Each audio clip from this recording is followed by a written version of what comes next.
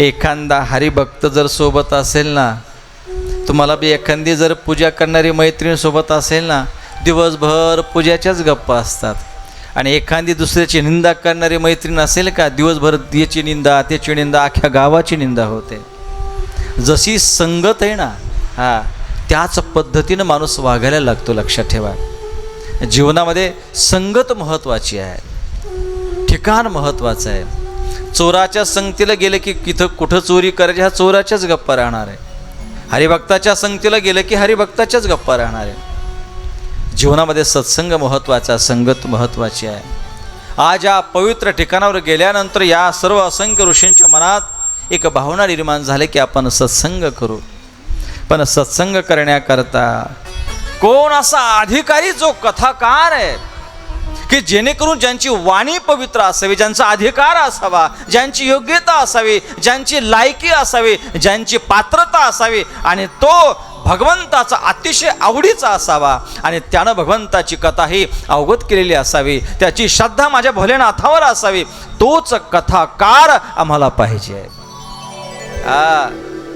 लोकाला फक्त सांगायचं, वा अरे असं करा रे, तसं करा रे, असं साधन केल्यानंतर ईश्वर भेटतोय. पण आपण सांगणाऱ्याने काय केलं? कथा नुसतं सांगायची नसते मायबाप, अभ्यास करून मी तुम्हाला सांगत राहणं याला कथा म्हणायची नाहीये. कथेचा अनुभव पहिलं कथाकारानं घ्यावा आणि नंतर तो अनुभव समाजासमोर प्रगट करावा. ही कथा आहे, ही कथा आहे मायबाप. अगोदर त्या भोलेनाथाचा अनुभव मलाही आला पाहिजे. ही कथा अनुभवाची आहे मायबा, अभ्यास करून करण्याची कथा नाही आहे. लक्ष ठेवा, ही अनुभवाची कथा आहे की जेणेकरून तो अनुभव कथाकारांना सुद्धा माझ्या भोलेनाथाचा अनुभव आलेला असावा आणि तो अनुभव सांगायला खूप आनंद निर्माण होतो. आणि कथेमध्ये इकडल्या तिकडल्या गोष्टी सांगण्यात अर्थ नाही आहे. जेवढं माझ्या भोलेनाथाविषयी आपल्याला बोलता येईल ना, तेवढं तेवढं तेवढं आनंदाची गोष्ट आहे. आणि आज त्या ठिकाणी हे सर्व असंख्य ऋषी कोणीतरी एक योग्य वक्त्याची वाट पाहतात, कोणीतरी अधिकारी वक्ता यावा आणि हे दिव्य माझ्या भोलेनाथांचे, शंकराचे, सांब सदाशिवांचे हे गोड चरित्र आम्हाला सांगावं, जेणेकरून हे आमच्या हृदयामध्ये असणारं अज्ञान पण हे निघून जाईल. अज्ञान माणसाला दुःख देत असतं. अज्ञान कशाला म्हणायचं माहिती आहे का? कथा चालू असताना सुद्धा या कथेमध्ये चप्पल घालून येणं म्हणजे हे अज्ञान आहे. कथा चालू असताना सुद्धा आपल्याला कथेची मर्यादा कळत नाही, हे अज्ञान आहे. कथा चालू असताना कोणीतरी कथा चालू असताना उडतंय, घरी जातं, हे अज्ञान आहे. ज्याला कथेची मर्यादाच कळत नाही, हे अज्ञान आहे. आणि जीवनाला आपण जीवनामध्ये जे दुःखाला कारणीभूत ठरतोय ना, याचं कारण आहे हे आपलं असणारं अज्ञान आहे. हे अज्ञान माणसाला दुःख देतंय मायबाप. अरे जी अज्ञानी माणसं असतात ना, ही कोणाचं काहीच ऐकत नाही, त्यांचंच खरं असं वाटतं तुम्हाला की लोक सुधारले असतील. नाही रे मायबाप, आजही लोकांच्या मनामध्ये एवढ्या कथा होतात, एवढे महान वक्ते येतात, मोठे व्यासपीठ असतात, हजारो लाखो समाज असतोय ना, अजूनही लोकांच्या मनातलं अज्ञान पण नाही गेलं. मी तर मानतो अज्ञान पण गेलंच नाही आहे. आज काही काही कथेला लाखो समाज असतो रे, कोटीनं समाज कथेला असतोय, पण त्यांच्यातही अज्ञानपणच आहे.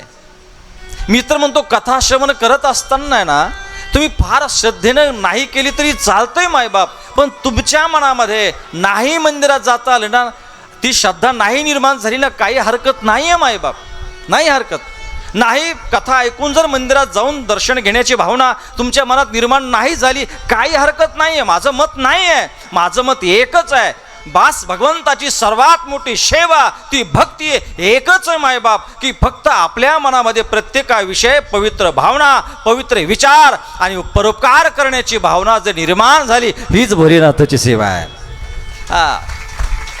नाही मंदिरात जायची गरज मायबाप.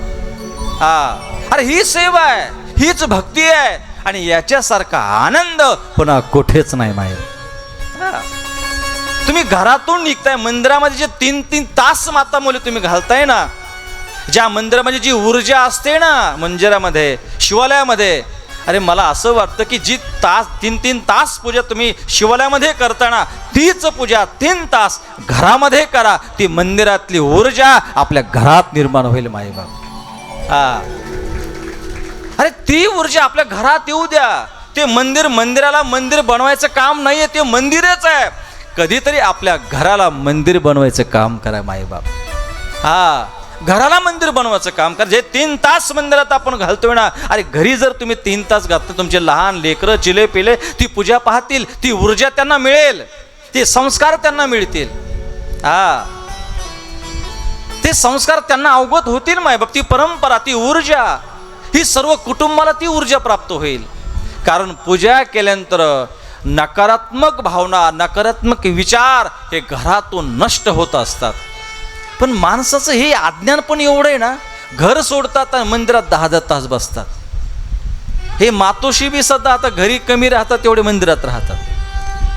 माझी एक इच्छा आहे मायबाप की तुम्ही मंदिरात जेवढा वेळ घालता ना तेवढा घरी घाला.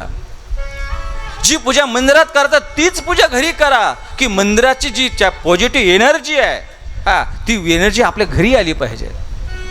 अरे मंदिराला मंदिर बनवायचं काम नाही आहे, आपल्याला काम एकच करायचं, आपलं घर मंदिर झालं पाहिजे. आपलं घर मंदिर झालं पाहिजे. आपल्या घराला मंदिर बनवायचं आहे. आपल्या घरामध्ये ती नकारात्मक ऊर्जा घालवायची आहे.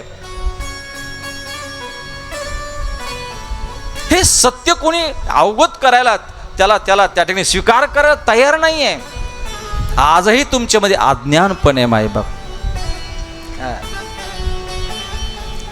तुम्हाला कथा एकच आहे. आज जे शिवपुराणाला गर्दा होतोय ना, तो काय होतो माहिती आहे का? महाराजांनी सांगितलंय, पिवळं फुल वाहिलं का तो मुलगा पास होतो.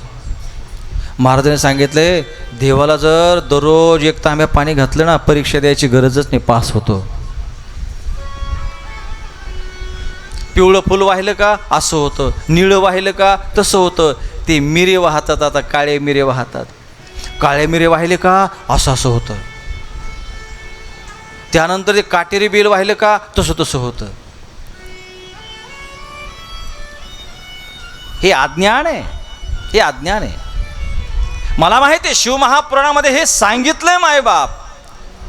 कशानं काय होतंय या अपेक्षापोटी तुम्ही मंदिरात जाताय. पण आज मी सत्य तुम्हाला सांगतो, काही करा तुम्ही, किती प्रयत्न करा, किती यज्ञ करा, किती याग करा, किती जप करा मायबाप, कोणतं फूल कसंही वाहरे, पण कर्मामध्ये बदल होणार नाही मायबाप. काही करा, किती जप करा, यज्ञ करा, काही करा मायबाप, पण तुम्हाला कर्म सोडणार नाहीये.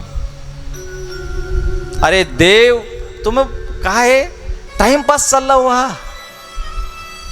लोक कथा ऐकत नाहीये. महाराज मला पाठीमागं आहे ना, नांदेडमध्ये मला गाव सांगता येणार नाही.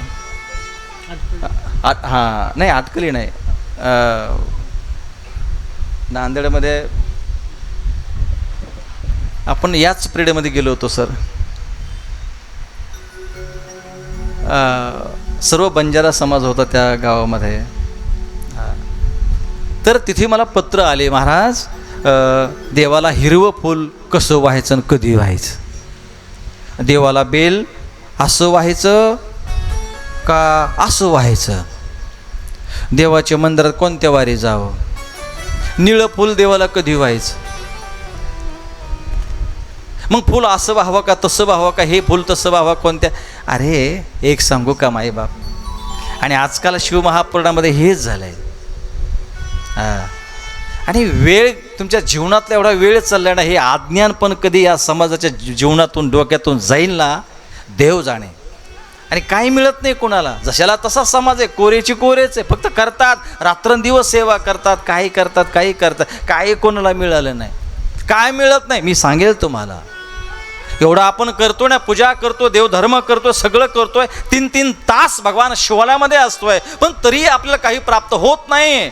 जे दुःख आहे ते आहेच आहे. मी आज तुम्हाला मुळश महाशिवपुराण काय सांगताय, माझा महादेव सत्य काय सांगतोय, कारण जगाच्या समोर एक सांगू का, मूळ शिवपुराण कोणी सांगायला तयार नाहीच आहे. का, हे समाजाला आवडत नाहीये. आणि जर समाजाला आवडलं नाही तर आपली कथा कोणी ठेवणार नाही.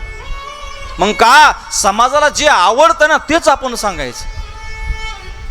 आणि एकदा समाजाला आवडलं की आपला प्रचार होईल, आपल्या खूप कथा होतील. या अपेक्षापोटी कथाकारही कथा करतात. आणि तुम्ही सुद्धा एक अपेक्षा की कथाकार काहीतरी आपल्याला ताडगे तोडगे सांगणार आहे, त्या अपेक्षापोटी तुम्ही कथा करतात. पण मी सांगेल माईबाप, जर तुम्ही स्वार्थापोटी कथा ऐकत असाल आणि कथाकार स्वार्थापोटी कथा करत असेल तर तुमचंही कल्याण नाही आणि कथाकाराचंही कल्याण नाही. दोघंही अधोगतीला जाणार. ऐका रे, सत्य ऐका, सत्य ऐका. हा टाइमपास करू नका तुम्ही. निळं फुल कसं व्हायचं, जिरे कसे व्हायचे, मिरे कसे व्हायचे. आणि देवाला बास पाणी घातलं की मुलगा पास होईल. अरे नाही रे, नाही नाही नाही, असं नाही होणार मायबाप. कोणाची मानसिकता, आत्मविश्वास कधी घालवायचं काम आपण नाही करायचं. शिव महापुराण असं सांगितलंच नाही मायबाप, नाही सांगितलं, नाही सांगितलं. शिवमहापुराण हे सांगत नाही. माझ्या भोलेनाथाचे अनेक पुरावे मी तुमच्या समोर मांडेल की काय माझा महादेव काय बोलतोय, काय सांगतोय मायबाप. अरे अनेक चरित्र शिवमहापुराणामध्ये, त्या चरित्राकडे कोणाचं लक्ष नाही आहे. का नाही? कोणी सूक्ष्म पद्धतीनं चरित्र ऐकतच नाही. माझ्या देवानं, माझ्या महादेवानं किती पुरावे दिलेत रे की मला काही लागत नाही, नाही लागत. अरे देवाची पूजा कशी करावी, काय लागतं त्या भगवंताला सांगेल मी. मी सांगेल तुम्हाला. अरे याचा विचार नका करू. देवाचं फूल, निळं फूल, पिवळं फूल, काय पांढरं फूल कसं व्हायचा विचार नका करू मायबाप. देव सांगू का, या फुलात तुम्ही कसं वाहताय, निळं वाहताय का पिवळं वाहताय याचा विचार तो करत नाहीये मायबाप. तुम्ही काय अर्पण करताय याचा विचार करत नाहीये मायबाप. किती हजारो महागाचं फूल आणलंय, हार आणलाय, तुम्ही भगवंताला अर्पण करताय, तो ते पाहत नाहीये. ते पाहत नाहीये मायबाप. तो पाहतोय जे फूल मला तुम्ही अर्पण करताय ना, ते तुम्ही किती शुद्ध अंतःकरणाने अर्पण केलंय ते पाहतोय मायबाप. जे फूल तुम्ही मला अर्पण करताय ना, त्याच्यातला सुगंध पाहत नाहीये. तुम्ही किती भावाने अर्पण केले ना, किती तळमळीनं अर्पण केले ना, किती श्रद्धेनं अर्पण केले ना, तो ते पाहतोय. ते फूल कोणतं वाहिलं ते पाहत नाही मायबाप. भगवान पाहतो ना मायबाप, तो भक्ताच्या अंतःकरणातला भाव पाहत असतो. लक्ष ठेवा. त्याला घेणं देणं रे किती महागाचं फूल आहे. हा एक सांगू का, त्याला या फुलातला सुगंध महत्त्वाचा नाहीच आहे. बरं मला सांगा, ह्या फुलातला सुगंध कोण निर्माण केला? आपण केला? ह्या जे फुलातला सुगंध आहे याच्यामध्ये सुगंध कोणी भरवला? बोला ना, जरा जोरात बोलत जा ना. देवानं भरवला. हे फूल निर्माण कोणी केलं? देवानं. तुम्ही पाणी त्याला टाकले म्हणून ते झाड वाढलं असं नाही आहे. हे निर्माण त्यानं केलं. हे फूल निर्माण त्यानं केलं. या फुलातला सुगंध त्यानं निर्माण केला. हे फूल त्याचं आहे, सुगंध त्याचा आहे, आणि हे सगळं त्याचं असून आपण फार मोठ्या अभिमानाने म्हणतो देवा मी तुला फूल अर्पण करतोय. आहे कोणाचं? त्याचं. सुगंध कोणाचा? त्याचाच. फूल त्याचं, त्याची त्यालाच अर्पण. तेरा तुझको अर्पण. म्हणजे बघा ना, त्याची त्यालाच आपण देतोय पण अभिमान किती आपल्यामध्ये. पण मायबाप मला एक सांगायचं, ऐका रे जरा, तुम्ही सावध होऊन ऐका, कळेल तुम्हाला शिवमहापुराण. माझ्या भोलेनाथांच्या अंतःकरणातल्या भावना कळेल. भरकटून नका जाऊ रे. फार समाज भरकटून गेला मायबाप. फार. मी पाहतोय ना, पाहतोय मी. आज मी शिवालयामध्ये जातोय मायबाप. जिथं शिवालय ना तिथे मी मुद्दाम जातोय, जिथं माझी कथा आहे ना. आज भोलेनाथांच्या ज्यावेळेस मी त्या लिंगाजवळ पाहतोय ना, ज्योतिर्लिंगाजवळ, काय नाही, येतात मिरे जिरे काय काय लवंगा काय टाकून देतात आणि निघून जातात. देवाला जे लागतंय ना, आतापर्यंत देवाच्या आवडीचा पदार्थ कोणीही आतापर्यंत घेऊन गेलेलं नाही आहे. आज देवासमोर अनेक पदार्थ दिसतात. देवाला म्हणतात ते मिरे वाहतात, काळे मिरे. एकदा तुम्ही 4-5 खाऊन बघा ना घरी. खाऊन बघा ना, एकदा आपण प्रयोग करून बघा ना. देवाला आवडणारा पदार्थ काय? देवाला आवडते एक देवाला आवडीची एक सांगू का तुम्हाला? देवाला खीर फार आवडते. महादेवाला काय आवडते? खीर आवडते. खीर. भगवान शंकराला खीर आवडते आणि भगवान शंकराला केळी फार आवडते. कारण खिरीचा उल्लेख शिव महापुराणामध्ये इतक्या वेळ आला आहे की भगवान शंकर आवडीची ही खीर आहे. बिल्ववृक्षाच्या शेजारी सुद्धा खिरीचं फार वर्णन केलं मायबाप. पण मला सांगा, आतापर्यंत भगवंताला खीर आवडते म्हणून कोणी खीर ठेवली? दिसते मंदिरामध्ये कधी खीर ठेवलेली नाही ना. नाही नाही नाही नाही नाही दिसणार मायबाप. कारण आतापर्यंत त्याची आवड कोणी पाहिली? ऐका रे ऐका, तो भावाचा भुकेला आहे. तो या फुलातला सुगंध पाहत नाहीच आहे. काय घेणार नाही आहे तुमच्या भौतिक पूजाशी.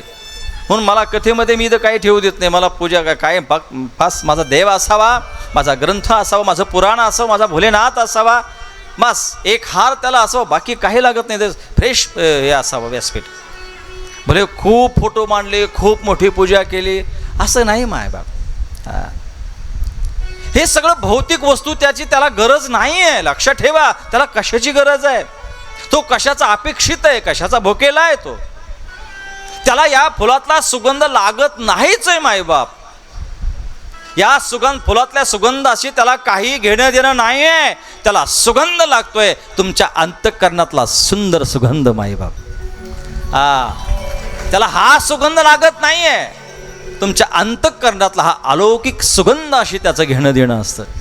हे फुलातला सुगंध त्याला लागत नाही आहे.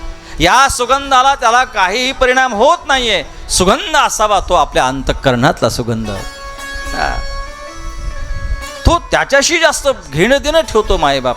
म्हणून अरे फूल कोणतंही असो, कोणत्याही कलरचं असो आहे, कधीही वाहा, कसंही वाहा मायबाप, पण वाहत असताना प्रेम ठेवा, श्रद्धा ठेवा, भाव ठेवा. भाव असेल, प्रेम असेल, तळमळ असेल मायबाप, तर हे फूल जर 2 दिवसाचं शिळही असेल तरी माझ्या भोलेनाथाला प्राप्त होतं मायबाप.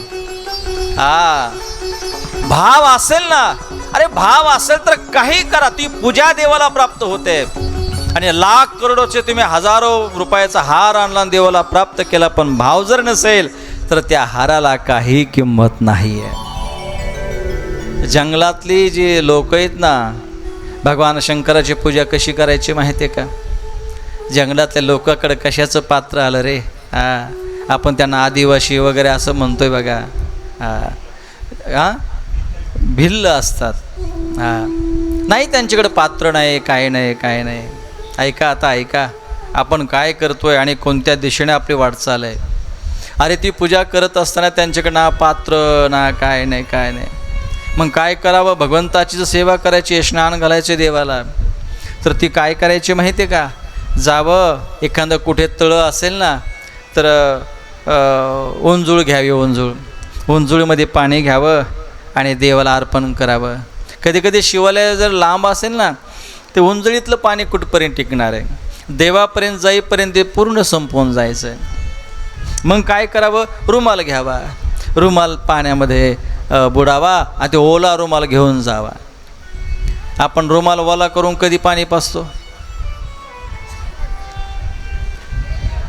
वा, मेल्यानंतर रुमाला नाही पाहिजे. रुमाल एवढा घाण असतो ना, कुठंतरी सांदीत पड्या रुमाल त्याच्या गळ्यामध्ये लटकून देतात आणि तोच रुमाल आपलं पाण्यामध्ये असं पिळून, म्हणजे पाण्याची फार कमतरता. मेल्यावर सुद्धा सोयीनं जाऊ देत नाही लोक. हे काय, मेल्यावर सुद्धा नीट पाणी पाहिजेत नाही. जिवंतपणे तर नीट पाणी पाजतच नाही, पण मेल्यावर सुद्धा नीट नाही. 2-4 थेंब पडतात आता रुमाला नाही. अरे तांब्याने पाज ना. ही पद्धत आहे मायबाप. जाईपर्यंत हा संसार माणसाला फडफडच करतो, दुःख देतो. लक्ष ठेवा. चला, माझा तो विषय नाही आहे. बस रुमाल बुडावा पाण्यामध्ये आणि भगवंतावर पिळावा मायबाप. कधी कधी कपडा नसावा, मग काय करावं? जे जे जे प्राण्याची त्या ठिकाणी शिकार करायची ना, ते पाण्याचं कातडं राहायचं. प्राण्याचं कातडं, त्या कातड्यामध्ये पाणी त्या ठिकाणी टाकावं आणि ते प्राणी भगवान शंकराला अर्पण करावं. कधी कधी त्याचीही कमतरता, तेही टाईमला मिळत नसायचं. मग आता काय पर्याय करावं? ना कपडा आहे, ना त्या ठिकाणी मंजूळ आहे, ना कातड. मग आता काय करावं? भगवान शंकराची पूजा करायची, पाणी अर्पण करायचंय. मग काय करायचं माहिती का? शेवटचा पर्याय, तोंडात पाणी घ्यायचं. ऐका जरा आपली श्रद्धा. कुठे पाणी घ्यायचंय? तोंडामध्ये पाणी घ्यावं, तोंडात पाणी घ्यावं आणि जावं आणि भगवान शंकरावर त्या ठिकाणी गुळणी मारावी. अरे तिथे सुद्धा पण हे सगळं करण्यामध्ये अत्यंत तळमळीचा भाव होता. शुद्ध अंतःकरणानं केलेली पूजा होती, तरी माझा भगवान शंकर त्या पूजाचं सुद्धा अलौकिक फळ त्यांना देत होता. मायबाप, हे अलौकिक फळ त्यांना मिळायचंय. कशी पूजा होती? अरे गुळणी मारत होते रे देवावर, तरी ती पूजा प्राप्त व्हायची.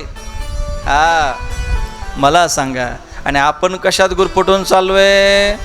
हा, हे फूल कसं व्हायचं, मिरी कधी व्हायचे, पिवळं कधी व्हायचं आणि पांढरं कधी व्हायचं, बेल कसं व्हायचंय, उलटं व्हावं का सोयचं व्हावं. टाइमपास चाललाय आपला सगळा. काही करू नका मायबाप, लक्षात ठेवा, काही करायची गरज नाही, काही करायची गरज नाही. माझ्या भगवान विष्णूने ज्यावेळेस माझ्या भोलेनाथाला प्रसन्न केलं होतं ना, जे सुदर्शन चक्र भगवान विष्णूला मिळालं होतं ना, अरे काही नव्हतं पूजाचं साधन, काही नव्हतं मायबाप. फक्त ध्यान करायचे, मानस पूजा करायची की माझा भगवान शंकर, माझा भोलेनाथ माझ्या डोळ्यासमोर आहे. आज माझ्या भोलेनाथांच्या ज्योतिर्लिंगासमोर मी बसलोय, माझ्या साक्षात माझ्या देवादिदेव साम सदा शिवासमोर मी बसलोय. किती सुंदर दिसतो माझा भोलेनाथ, किती अलौकिक दिसतोय. कर्पूर गौरम करुणावतारम संसार सारम भुजगेंद्रहरम, असा गोड दिसणारा, गौरवर्ण असणारा, कर्पूर गौर असणारा माझा भोलेनाथ, माझा साम सदाशिव प्रत्यक्ष माझ्या समोर आहे. माझ्या भोलेनाथांचं तोंड पूर्वेकडे आहे आणि त्या ठिकाणी उत्तरेकडे तोंड करून मी बसलोय. मी माझ्या भोलेनाथांची सेवा करतोय, मी चरणाची सेवा करतोय. दिसायला माझा भोलेनाथ कसा आहे, संपूर्ण शरीराचं अवयवाचं वर्णन करत करत देवाची जो पूजा करतोय ना, असं सांगितलं सर्व पूजात महान पूजा आहे ती मानस पूजा आहे. मानस पूजाला ना तुमचं बेल लागत, ना पाणी लागत, ना काही लागत. मानस पूजाला फक्त एकाग्रता लागते आणि पवित्र भाव लागतोय मायबाप, आणि तळमळ लागते. किती सोपं आहे, किती सोपं आहे मायबाप. पण हे सांगायला लागलं, लोकांना हे आवडत नाहीये. सांगा महाराज गुरुवार कसे करायचे, हे कसं करावं, ते कसं करावं, हे साधनं ऐकायची सवय पडली आपल्याला, सोपं करायची सवय आपल्याला पडली नाही. आणि लोक असे आहेत ना, देवळात नारळ फोडतात ना, ज्यावेळेस नारळ खराब निघतं ना, वा, मी मनाच्या अगोदर म्हणून गेला तुम्ही. काय म्हणतात, वा, म्हणजे खराब सडकं निघलं की देवाला पावलं आणि चांगलं निघलं की आपल्याला खायला. बघा लोक किती लबाड आहेत बघा ना. त्यामध्ये आपण सुद्धा, आपण म्हणतो मी, आपण किती लबाड आहेत.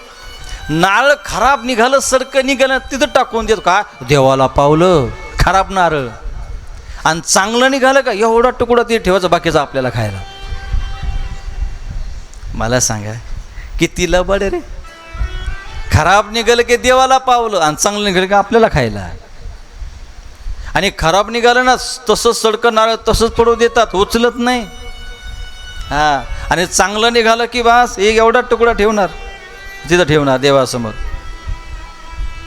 खराब निघालं की देवाला पावलं. अरे सगळं एक सांगू, दुकानात सुद्धा लोक म्हणतात पूजेचं सामान द्या, पूजेचं सामान द्या. मग पूजेचं सामान त्या दुकानदाराला बी माहिती आहे पूजेचं सामान कसं असतं. ती बरणीच वेगळी असते, त्या बरणीमध्ये अर्धे किडे असतात आणि अर्धं पूजेचं सामान असतं. सगळ्या सुपाऱ्यासुद्धा किड्यानं खाल्लेल्या, होल पडलेल्या, खारका खराब. हे देवासाठी रे, हे देवासाठी. अरे देवाला तुम्ही नैवेद्य दाखवता ना, तो सुद्धा पूर्णपणे भाजलेलं चिपटं नसतं रे. अर्ध कच्चं देवासाठी भाजतात, तसंच ठेवतात देवासमोर. पूजा केल्यानंतर जी साखर तुम्ही देवाला देताना ती बी चांगली नसते, निर्मळ. अर्धा कुंकाने हात भरलेला असतो तुमचा, आणि तोच त्या पंचपाळ्यात बुडवतात आणि ती पडत बी नाही खाली, सगळे इथे चिटकलेले असते. मग काय करतात माहिती आहे मातोश्री, असं कोणाच्या नाकावर चिटकते, कोणाच्या कानावर, काय देवाचे काय घेणं ते नाही. हे सगळे अंधश्रद्धा आहे तुमचे. करतात म्हणून करतोय आपण, काय नाही आहे करण्यामध्ये. दाखवायचं आहे आणि करायचं म्हणून करायचं आहे. कोण खरा देव कोणाला म्हणताय? तर खरं जर कळाला ना देव तुम्हाला हा देवच आहे, तर देवाचे एवढे हाल होणार नाही. किती हाल करतोय आपण पूजा करताना. हा, एखादं धुणं धुतल्यासारखं देवाला धुतो रे. हा, एकाच गंगाळामध्ये सगळे देव एकाच गंगाळामध्ये असतात. हा, सगळे देव एका गंगाळामध्ये. असं वाटत नाही का देव बुडून मरतील. हा, एका गंगाळामध्ये सगळे देव, आणि त्यांना धुत नाही. काय काय मातोश्री त्यांना असे धुणं आपण धुतो का तसं देवाला धुतात आणि मांडून देतात. हा, विसळतात. हा, विसळतात. हा, काय रे ही पूजा. गंध लावत असताना देवाचं तोंड एवढं एवढंच असतं आणि याचा बोट एवढं असतं मायबाप. हां, आपलं घ्यायचं आणि सगळं देवाचं तोंडच रंगवून द्यायचं. काय पूजा आहे, काय पूजा आहे, काय श्रद्धा आहे. हे कसल्या प्रकारच्या श्रद्धा आहे काय मला जाणीवच नाही ह्या गोष्टीची. अजून कळा ना. भगवान शंकर मंदिरात जाता, अरे तुमच्या पूजेनं देव सुंदर दिसावा, पूजा ही स्वच्छ असावी. हा, जिथे स्वच्छता असते, निर्मळपणा असतो ना, तिथे देवाचं प्रागट्य असतं, लक्षात ठेवा. आणि जिथे तुमची पूजा करून जर घाण होत असेल, हा, तुमची पूजा करून तिथलं स्वच्छता जर भंग पावत असेल ना, तुमच्या पूजेला काही अर्थ नाही आहे. आजकाल मंदिरात सगळे मातोश्री पूजेला जातात, सगळे पदार्थ देवासमोर टाकून देतात आणि घरी निघून येतात. असं नका करू. तुम्ही पूजा करू नका मायबाप. लक्षात ठेवा, माझं ऐका, माझं ऐकू नका. माझं पुराण काय सांगतंय. नका देवाला पाणी घालू. हा, नका देवाला गंध लावू. नका देवाला हे फूल अर्पण करू. नका देवाला बेल अर्पण करू. काही गरज नाही आहे. पण जिथे शिवालय असेल ना, तिथे एक काम करा. जर लोकांना पूजा करून जर घाण केली असेल ना, ती घाण फक्त बाजूला करण्याचं काम करा. झाली माझ्या भोलेनाथांची सेवा. बास, झाडू असेल, मंदिर स्वच्छ करायचं काम करा. झाली माझ्या भोलेनाथांची सेवा. नका पाणी घालू, नका गंध लावू, नका दर्शन घेऊ, काही करू नका मायबाप. पण मंदिरात गेल्यानंतर फक्त मंदिर स्वच्छ करण्याचं काम करा. देवाला स्वच्छ करण्याचं काम करा. एक सांगू का, ही सर्वात महान पूजा सांगितली आहे. ही सर्वात महान पूजा सांगितली आहे. हेही केलं, मंदिरही स्वच्छ केलं, शिवालाही स्वच्छ केलं, तरी देवाची पूजा सांगितली. एकदा म्हणावं लागेल, हर हर हर हर हर हर